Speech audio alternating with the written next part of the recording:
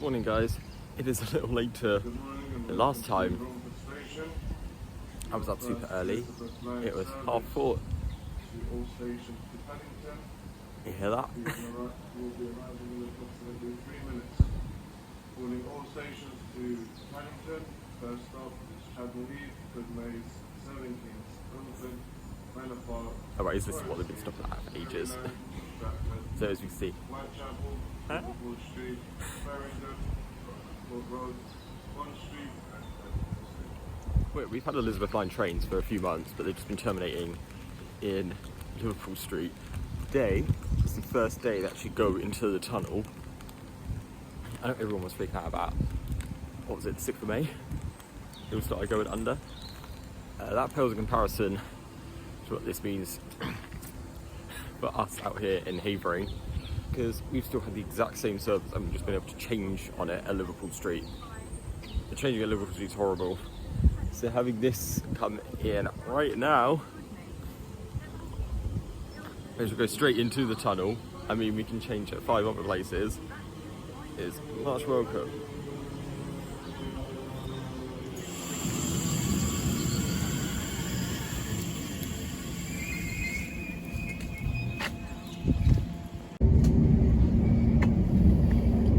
And we're in! Oh, it's a bit boring there, isn't it? Station Whitechapel.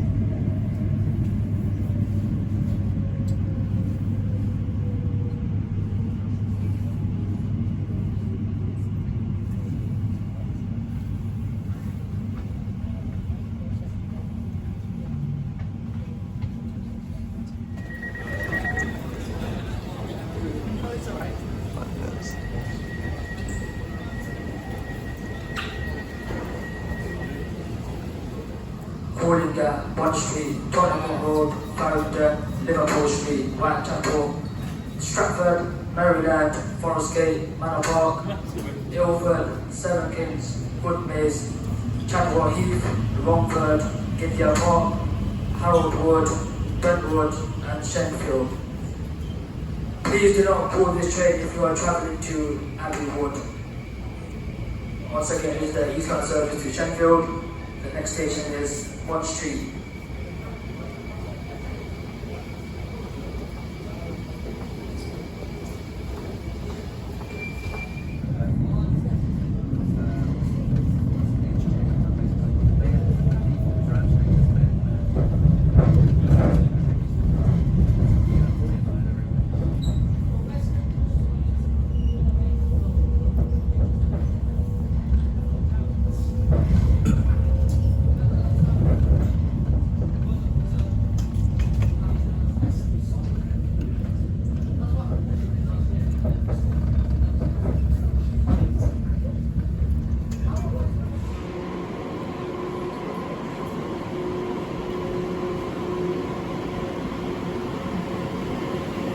Customers with luggage are advised to use the lifts.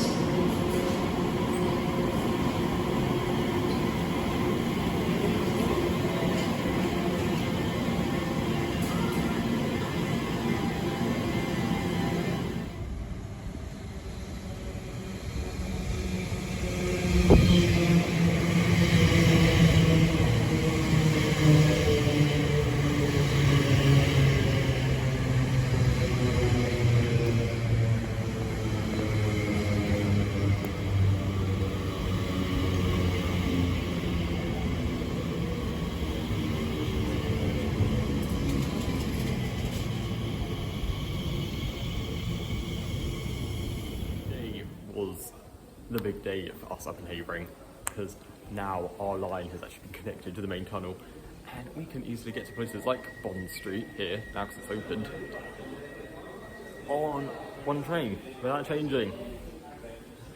I can now easily get to Waterloo Station without having to use a bloody Jubilee line, and I can easily get to a bunch of other places, and you get to Moorgate just through walking through a tunnel instead of having to use the triple line.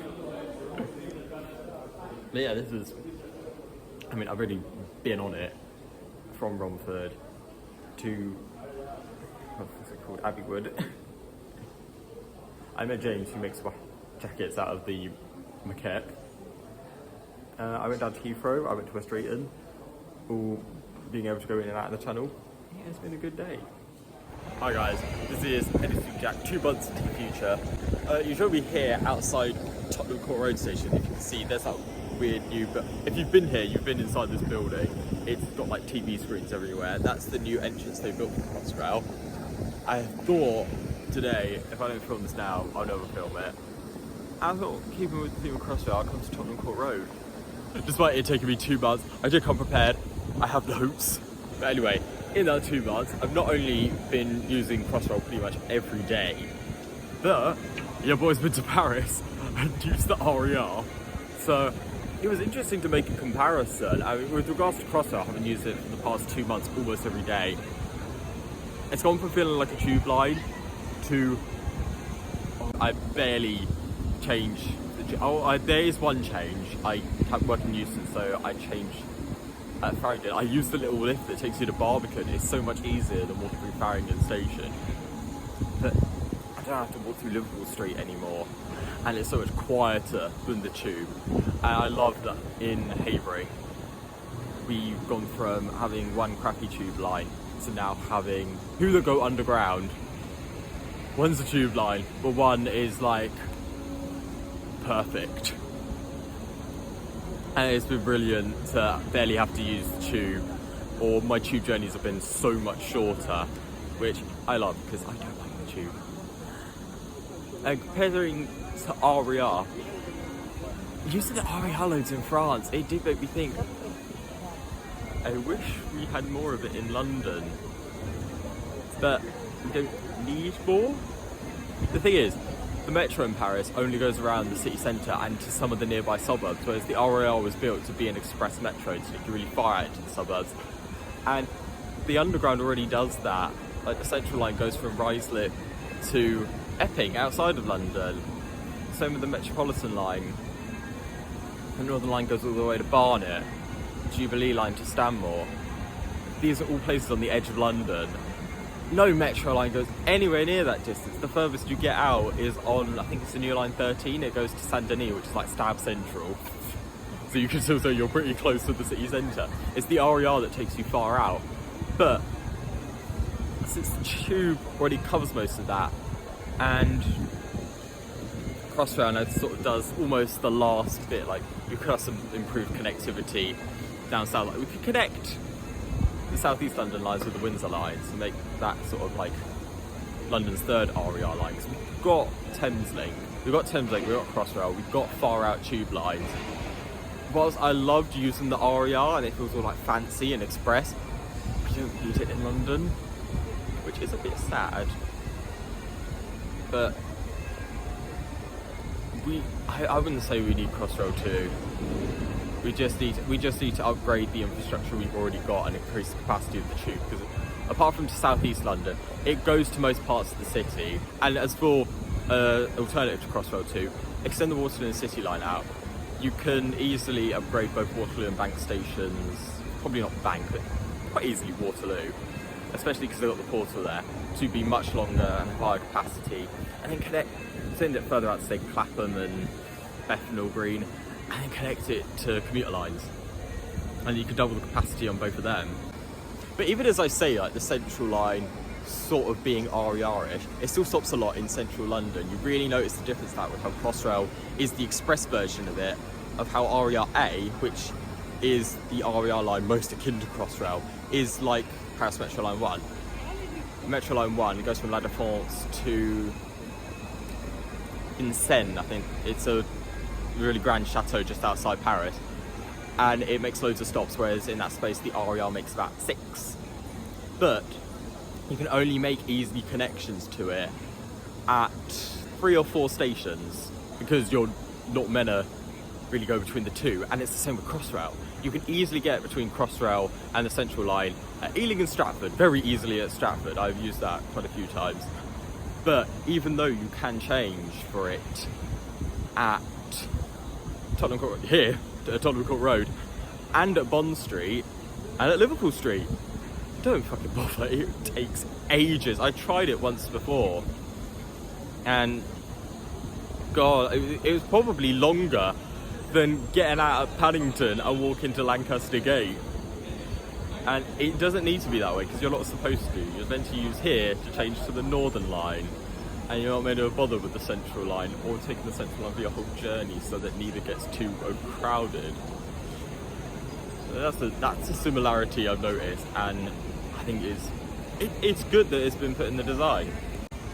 Now, whilst I wouldn't build a second Crossrail, I would extend the current one. I definitely think there's a lot of capacity that's been wasted, especially if you're going out west, because my trains from Shenfield, they terminate at Paddington. So I know one thing that's suggested is connecting the Heathrow Express up, which I think would be brilliant, because you don't want to make changes when you've got tons of suitcases, and having the fast train as well as the slow train going straight into central London as opposed to having to change and wheel your plastic suitcase around Paddington is ideal. And also connecting commuter lines from Euston. I remember reading a survey, this was years ago, like 2017, and it said over half of commuters from sort of northwest London and West Hertfordshire go to their final destination is somewhere like here, a Crossrail station in the heart of the city, as opposed to Euston, where it was like less than 10% of them in their journey, because most of Euston's being pulled down to be redeveloped. And so I thought, at Oldham Common, you can make a really easy connection to get trains from Milton Keynes, Tring and Watford down into Crossrail, and then going out to Shenfield, or swap it around for Reading trains to Shenfield and have them go to Abbey Wood. And at Abbey Wood, I would extend it into Thamesmead. They should have done that. Thamesmead's been promised a station for over 60 years, never got it. This was the perfect opportunity. And it's right there. It will be like a 2-kilometre tunnel. That's all. And they didn't do it. And now it costs so much more to do it.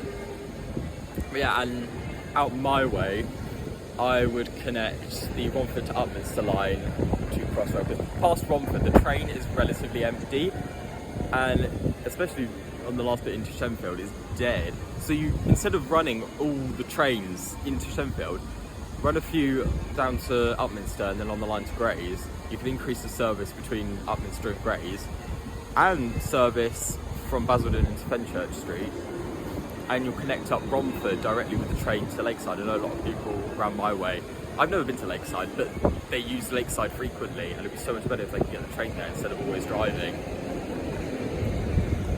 So yeah, 2 months on, those are my thoughts on Crossrail, and here's to the next big London transport project.